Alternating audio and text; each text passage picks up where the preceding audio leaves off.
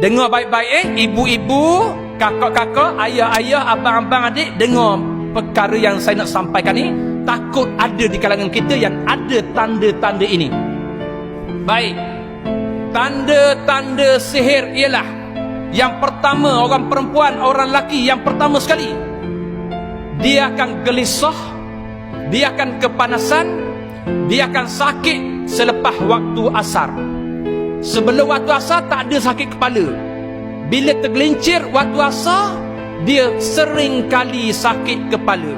Ini tanda yang pertama. Yang mana bukan sakit kepala tadi daripada migrain, bukan daripada darah tinggi, bukan daripada sebab tak tidur malam, bukan daripada sebab ketumbuhan, kanser, darah beku dah kepala, bukan. Yang saya maksudkan sini, badan dia normal, sihat, darah dia normal, tiba-tiba lepas asar sakit, kena cek. Cuba cek, lelaki ataupun perempuan. Ini tanda yang pertama. Sakit yang berlaku selepas waktu asar yang berulang-berulang kali. Ini yang pertama. Mengesahkan dia itu terlibat dengan unsur-unsur sihir santar ataupun gangguan iblis syaitan jin. Yang kedua, tanda yang kedua, panas pada badan yang beralih-alih. Sekejap panas dekat dada, sekejap panas dekat peha, sekejap panas atas belakang, sekejap panas dekat leher telinga, sekejap panas tapak kaki. Beralih-alih panas itu. Yang mana panas dia tu pelik, dalam keadaan macam haba, macam diletak dengan wap api. Beralih-alih pada badan. Panas yang bukan daripada demam, panas yang bukan dari faktor darah tinggi ataupun kencing manis. Ini tanda nombor 2. Kena cek baik-baik.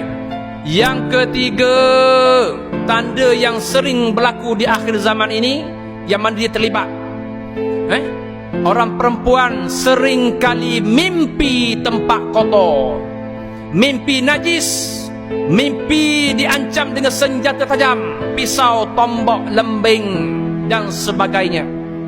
Mimpi dikejar orang, mimpi berjumpa dengan orang yang telah mati, mimpi jatuh daripada tempat tinggi. Ni tanda-tanda yang selalu saya kesan. Berbeza dengan tanda saka. Kalau orang perempuan yang terlibat dengan gangguan saka keturunan, saka keluarga, kebiasaannya dia akan mimpi susu badan. Dia akan mimpi menyusu badan. Itu tanda saka. Tapi kalau sihir, mimpi jatuh tempat tinggi, dikejar, senjata tajam, tempat kotor. Ini tanda sihir. Begitu juga orang lelaki. Ini tanda dia sama je. Cuma dia beza dengan saka. Saka ni orang perempuan mesti mimpi menyusu badan. Mimpi bayi, baby orang bagi. Baik, itu nombor 3. Yang keempat, sekiranya seseorang itu terlibat ataupun terkena ataupun ada unsur sihir di rumahnya, tempat tinggalnya, kerap kali bunyi buah guli atas atap. Atas bumbung rumah dia bunyi macam guli, teng, bergolek. Ataupun bunyi orang berjalan atas bumbung, ataupun bunyi macam benda yang jatuh derah kuat, dum, tapi tak ada orang. Bunyi atas bumbung, objek jatuh macam orang terjun, sesuatu yang berat. Bunyi buah guli, bunyi orang berjalan. Ini juga kena cek sekeliling tu, takut ada unsur sihir, sama ada kedai, premis ataupun rumah. Ingat ni tanda-tanda sihir. Yang seterusnya pernah berlaku juga pada pesakit saya. Sebelum tidur tak ada kesan cakar lebam. Bangkit pada tidur, dekat lengan dia ni ada sebelah bekas kuku yang panjang. Ada saya simpan dalam handset ni. Seorang lelaki yang dicakar dengan sebelah yang panjang. Bangkit tidur ada. Ataupun orang perempuan, antara lutut dengan peha ada lebam bulat 3, ataupun 2, ataupun lebih daripada 3 lebam bulat. Sebelum tidur tak ada, siang hari normal. Bangkit subuh tengok bulat lebam-lebam dekat antara lutut dengan peha. Tolong cek. Ini antara tanda-tanda dia.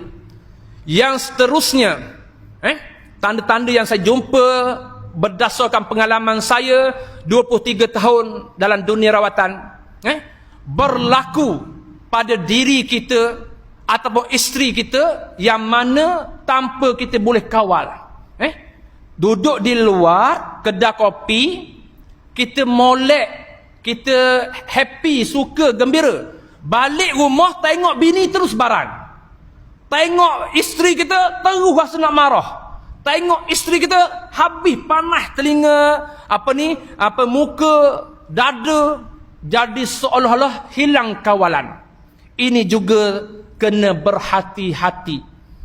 Iaitu tanda yang kelima ni, amarah yang kata bukan daripada diri kita. Tiba-tiba jadi amarah ni. Kena cek Ini juga unsur-unsur yang berlaku dalam kehidupan kita. Tak boleh tengok isteri. Kalau tengok orang lain, tenang, sejuk, boleh cakap elok. Tapi tengok isteri, sudah. Tak boleh kawal, marah, macam-macam cakapan. Tolong ingat. Yang keenam, yang banyak terjadi dalam masyarakat kita. Bila mana berlaku di rumah kita, makanan cepat basi. Makanan di rumah cepat basi. Walaupun masak baru sekejap, dah basi. Semalam saya sebut kuliah saya semalam. Ada satu kes tu, sihir kedai makan. Dia orang berniaga, kedai makan. Bila dia tengok kedai makan sebelah maju, laris, orang ramai, kedai dia tak ada orang, makanan sampai basi buang, dia mula sihir. Bila si kedai tadi yang kena sihir, masakan dia tak sampai 5 minit, basi terus. Ni kisah benar yang berlaku. Begitu juga di rumah. Dan yang seterusnya, sekiranya ada tanda ni, tolong perhatikan. Kerap kali rumah kita kelihatan gelibat bayangan lintasan lembaga hitam. Kerap kali di rumah kita, di ruang dapur, bilik air atau pintu bilik tidur kita, macam orang melintas, macam lembaga hitam. Kadang-kadang isteri kita duk basuh pinggang mangkuk dekat dapur, dia perasan ada dekat peti ais melintah, lembaga hitam. Ataupun yang disebut dalam hadis Nabi sallallahu alaihi wasallam, jelmaan ular hitam. Kalau ada kerap kali rumah kita tu ada lintas ular hitam, bukan ular, teranu ular. Kalau rumah kita kerap kali ada lembaga hitam, ular hitam, kala jengking, kucing hitam, serigala hitam, anjing hitam, tolong ingat. Yang mana bukan di luar rumah, dalam kawasan rumah kita. Kalau di luar rumah, mungkin kita kata anjing jiran sebelah Cina. Mungkin kalau kata depan tu, rumah tu India yang peri anjing. Tapi kalau dalam pagar kita yang tak boleh dimasuk oleh anjing liar, tiba-tiba ada anjing hitam, itu tanda bukan biasa. Itu tanda unsur-unsur sihir. Ataupun kawasan kita mana mungkin ada ular. Tiba-tiba bahagian dapur ada ular masuk kat sinki. Tu bukan biasa tu. Kecuali rumah kita tu terbuka situ, ada lubang situ, belakang ada paya, tepi tu hutan, itu tak mustahil ular betul masuk. Tapi kalau kawasan bandar, tiba-tiba ada ular masuk bahagian dapur, tolong cek. Ini juga tanda-tanda yang terlibat dengan sihir. Jin itu ada 3 jenis. Iaitu, yang pertama, jin yang memiliki sayap dan terbang di udara. Nombor 2, kata Nabi SAW, jin yang wujud menyerupai ular dan kala jengking. Dan yang ketiga, jin yang menetap dan berpindah randah daripada satu tempat kepada satu tempat. Hadis yang riwayat daripada At-Tabarani. Baik, hadis ni menjelaskan kepada kita lagi apa yang dikatakan di sini. Jin juga sering berubah bentuk atau menjelma menjadi anjing hitam. Dalam satu hadis riwayat Abu Qilabah dari Nabi sallallahu alaihi wasallam yang berkata, sekiranya anjing itu bukan satu umat, niscaya aku memerintahkan membunuhnya. Tetapi aku takut memusnahkan satu umat, Kerana itu bunuhlah setiap binatang